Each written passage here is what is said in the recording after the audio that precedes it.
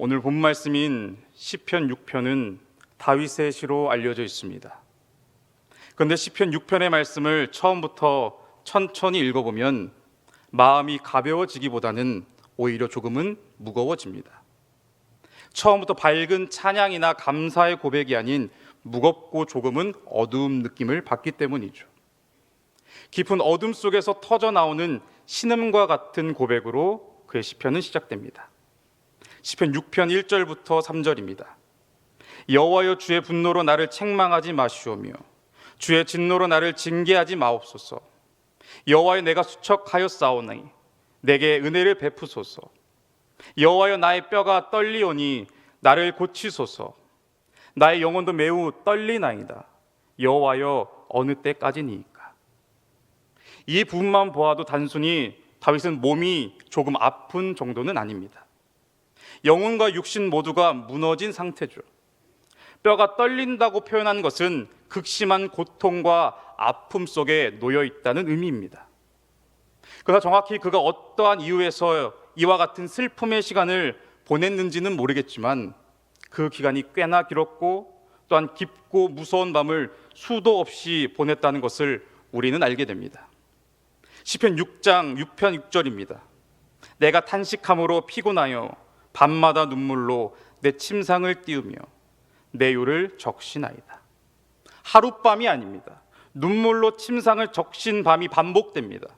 잠이 오지 않는 밤, 고통으로 뒤척이며 하나님께 부르짖는 밤이 계속되고 있는 것이죠. 그는 힘들고 고통스러운 시간을 통해 영혼도 또한 육신 또한 모두 지쳤습니다. 몰골이 아니죠. 피폐합니다. 그런데 그의 마음과 신앙 상태도 고스란히 드러나는 것이죠. 앞서 시편 6편 1절에서 말하고 있는 것처럼 하나님께서 마치 자신을 향해 진노하신 것처럼 느끼고 있습니다. 징계를 받는 것 같죠. 이 말을 다시 바꾸어 말하면 그가 경험하고 있는 영적 두려움은 바로 하나님의 진노를 통해 자신이 버림받았다는 사실에 기인하죠. 극도로 힘들고 아픈 상황, 고통스러운 일들이 찾아오면 우리는 무엇을 먼저 떠올리나요? 내가 무슨 죄를 지었길래, 내가 무엇을 잘못했길래 이런 일이 생긴 걸까? 왜 내게 이런 아픔과 고통과 슬픔이 찾아온 거지? 특히 예수 믿는 사람이라면 이런 질문을 더 하게 되죠. 그런 생각이 깊어지면 이렇게까지 나아갑니다. 혹시 하나님께서 나를 벌하신 건 아닐까? 혹시 하나님이 나를 징계하신 건 아닐까? 그리고 더 깊이 내려가면 이런 두려움까지도 생깁니다. 하나님이 나를 그냥 내버려 주시면 어떡하지? 다윗이 바로 그런 상태에 있던 것처럼 보입니다. 그는 자신이 왜 이런 고통과 질병을 겪고 있는지 정확히 알지 못합니다. 그러나 연약한 인간으로서 하나님이 얼굴을 돌리신 것 같은 두려움을 지금 그는 느끼고 있는 것이죠. 하나님의 진노 아래에 놓여 있는 것처럼 느끼는 것입니다. 그가 왜 이러한 상황에 놓여 있는지는 그 누구도 모릅니다. 눈으로 볼 때 특별한 이유도 원인도 알 수가 없는 것이죠. 그러나 우리는 여기서 중요한 사실을 놓치지 말아야 합니다. 다윗이 이러한 고통을 겪는 이유는 그의 죄로 인한 것이라고 말하지 않죠. 어쩌면 이 고난은, 이 고통은 그가 의인이기 때문에 겪는 고난, 믿는 자이기 때문에 통과해야 할 연단의 과정이라는 사실입니다. 우리가 하나님의 은혜 가운데 머물며 살면 참으로 좋은 일들을 체험합니다. 기쁨이 충만해지죠. 감사가 넘칩니다. 기도 응답을 받습니다. 주 안에서 형통함의 복을 누리기도 하죠. 그런데 눈물의 시간이 찾아오기도 합니다. 고통스럽고 괴로운 순간이 갑작스럽게 우리를 어렵게 만들죠. 주님께 충성하고 헌신하며 남보다 더 몸부림치며 애쓰는데도 그런 일들이 일어난다는 사실입니다. 그런 일들을 겪을 때 너무도 괴롭죠. 아프죠. 왜 하필 나에게 이런 일들이 일어나는 거죠? 왜 이러한 타이밍에 이러한 고통이 내게 오는 건가요? 절망에 빠집니다. 탄식이 나오죠. 그러나 성경 우리에게 분명히 말합니다.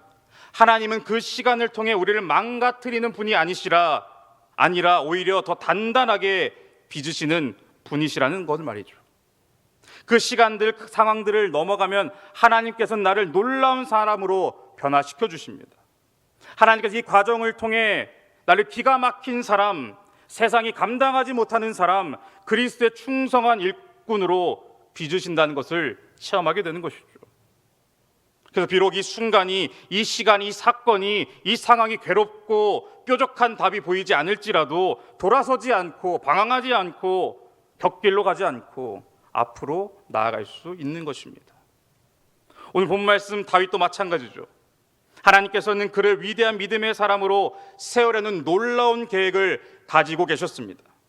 분명 그의 상황은 온몸과 마음이 뒤틀릴 지경이죠. 하나님의 손에 꽉 붙들려 있지 않고는 결코 이겨낼 수 없는 상황입니다. 여러분, 그렇습니다. 다윗의 고난은 의인의 고난, 믿는 자들이 마주하는 연단의 시간입니다. 그래서 그의 시선은 항상 하나님을 향해 있죠. 그의 중심은 결코 무너지지 않았습니다. 시편 6편 4절입니다. 여호와여, 돌아와 나의 영혼을 건지시며 주의 사랑으로 나를 구원하소서. 이 기도는 아무 근거 없는 외침이 아닙니다. 다윗은 하나님과의 언약을 기억하고 있었죠. 하나님께서 과거에 함께 하시겠다고, 왕위가 영원히 끊어지지 않겠다고 약속하셨습니다. 목동이었던 그를 유대 나라의 지도자로 삼아주시고 그를 통해 놀라운 일들을 보이시겠다고 말씀하셨죠. 그는 하나님의 충만한 사랑을 받았습니다. 분에 넘치는 은총을 받은 하나님의 사람이었죠. 바로 이 약속을, 이 하나님의 언약의 말씀을 그는 놓치지 않았습니다. 그 말씀만을 기억했습니다. 그래서 그는 고백하죠. 주여, 주의 사랑을 기억해 주옵소서. 주께서 나를 사랑하신다고 하신 그 언약을 내가 붙듭니다. 성도 여러분, 믿음은 무엇인가요? 내가 무언가 성취할 때만 하나님을 기억하는 것이 아닙니다. 내가 성공의 자리에 있을 때만, 나의 감정이 좋을 때만 하나님을 붙드는 것이 아닙니다. 아무것도 느껴지지 않고 칠흑 같은 어둠 속에 내가 머물러 있어도 하나님의 말씀과 은혜의 주심을 붙잡는 것입니다. 그래서 다윗의 눈물은 끝나지 않죠. 절망의 눈물이나 하나님을 향한 고백의 눈물입니다. 시편 6편 6절입니다. 밤마다 눈물로 내 침상을 띄우며 내 요를 적시나이다. 시편 6편 8절입니다. 여호와께서 내 울음소리를 들으셨도다. 아직 상황이 바뀌지 않았습니다. 그러나 그의 내면에는 하나님을 향한 확실한 믿음이 있었죠.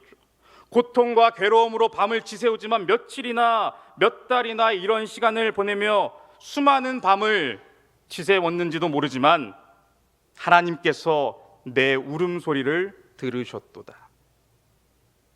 우리는 여기서 욥을 떠올리게 됩니다. 욥 역시 알 수 없는 고난, 이유 모를 고통 속에서 이렇게 고백하죠. 욥기 30장 17절부터 20절입니다. 밤이 되면 내 뼈가 쑤시니 나의 아픔이 쉬지 아니하는구나.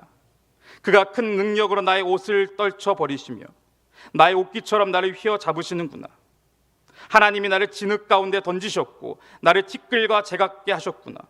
내가 주께 부르짖으나 주께서 대답하지 아니하시며 내가 섰사오나 주께서 나를 돌아보지 아니하시나이다. 욥의 심경이 느껴지시나요? 아픔이 마치 뼈를 쑤십니다. 너무도 고통스럽고 괴롭죠. 하나님을 향해 부르짖어도, 간절히 부르짖어도 멀게만 느껴집니다. 그 어떠한 응답 또한 없는 상황이죠. 이 얼마나 고독하고 괴롭겠나요? 끝이 보이지 않는 터널과 같은 상황, 이 고독함, 이 어두운 밤, 이와 같은 연단의 시간, 슬픔의 시간, 외로움의 시간. 그러나 하나님께서는 여전히 그 가운데 역사하고 계셨습니다. 이제 다윗의 모습을 봅시다. 그는 끝까지 기도했습니다. 오늘 본 말씀 9절입니다. 여호와께서 내 간구를 들으셨으며 여호와께서 내 기도를 받으시리로다. 여호와께서 내 기도를 받으시리로다. 다윗은 잠이 오지 않는 깜깜한 어두운 밤에도 소리를 내어 간절히 하나님께 부르짖었습니다. 하나님은 멀리 계시는 것 같습니다. 저 멀리서 나를 내려다 보시는 것 같죠. 아무런 응답도 없는 것 같습니다. 그럼에도 오직 그가 갈망하고 찾을 분은 하나님 밖에는 없었습니다. 오직 하나님 앞에 눈물로 부르짖으며 간절히 그는 기도했던 사람이었습니다. 그리고 이제 하나님께서는 그의 눈물의 간구를 들으셨습니다. 이제 그의 문제가 해결받습니다. 중병이 치료받습니다. 그 수많은 밤을 지새며 기도하는 가운데 하나님의 응답을 받은 것이죠. 그래서 내 간구를 들으셨고 내 기도를 하나님께서 받으셨다고 그는 고백하며 나아가는 것입니다. 한동안 하나님께서 아무런 소리도 듣지 아니하신 것 같습니다. 내 기도가 헛된 기도처럼 느껴집니다.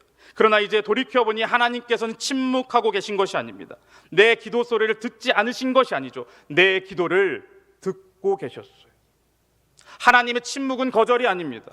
하나님의 지연은 무관심이 아닌 것이죠. 이제 다윗은 자신이 누워있는 병상의 자리에서 일어날 것을 고백합니다.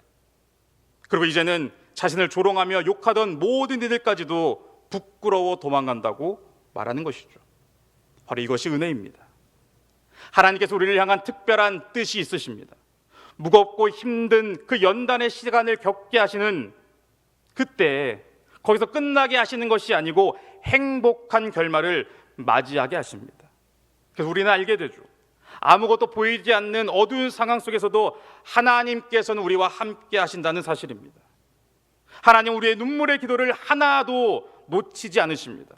하나님께서는 우리를 그냥 어둠 속에 방치하지 않으십니다. 사망의 음침한 골짜기에 다닐지라도 주께서 나와 함께 하시고 그 지팡이와 막대기로 나를 보호하시는 것이죠. 하나님 저 멀리 계신 하나님이 아니시고 항상 우리와 함께 하시는 우리 하나님이십니다. 우리가 아무리 어두운 밤을 맞이해서 다윗처럼 고독과 외로움을 향해 몸부림치는 일들이 있을지라도 그 밤에 그 어두움에도 하나님께서는 나와 함께 하십니다. 아무리 어두운 밤이라도 할지라도 하나님께서는 우리의 기도 소리를 들으십니다. 듣지 아니하시는 것 같고 응답하지 않으시는 것 같아도 하나님께서는 우리의 기도에 결국에는 응답하십니다. 끝이 보이지 않는 그 터널처럼 느껴질지라도 결국 가장 밝은 태양이 우리를 향해 가장 강하게 비추고 그 밝은 빛을 향해 우리는 갈 수 있게 될 것입니다. 오늘 이 시편의 고백이 우리 모두의 고백이 되기를 바랍니다. 여호와께서 내 기도를 받으시리로다. 여호와께서 내 기도를 받으시리로다. 우리가 살면서 그 어떠한 어려움과 고통이 없이 살아가면 좋겠지만 다윗처럼 기가 막힌 일들을 그 어두운 밤을 지나는 일들이 발생하기도 합니다. 그럼에도 우리는 그 상황을 주님께 맡겨드리고 나를 가장 선하고 완전한 길로 인도하신 그 사실을 믿고 오늘 말씀을 우리에게 적용해야 됩니다. 나아가 내 주위에 이러한 어둠 시간을 보내고 있는 사람들이 있다면 이들에게 관심을 가져야 됩니다. 다윗과 같은 경험을 가지고 낭망하고 고통스러운 이들을 품고 함께 울고 위로해주며 기도하는 하나님의 사람들이 되어야 됩니다. 성도 여러분, 지금 어두운 밤과 같은 상황에 혹시 놓여 계시다면 이 다윗의 시를 통해 하나님의 위로가 있기를 바랍니다. 아무리 어두워도 주님은 내 곁에 계십니다. 아무리 앞이 보이지 않아도 주님은 내 기도에 응답하십니다. 그래서 결코 낭망하지 않고 나의 간구와 기도를 들으시는, 내 기도를 받으시는 하나님을 오늘도 신뢰하며 기도 응답과 놀라운 하나님의 손길을 체험하는 우리 모두 되시기를 주님의 이름으로 간절히 소망합니다.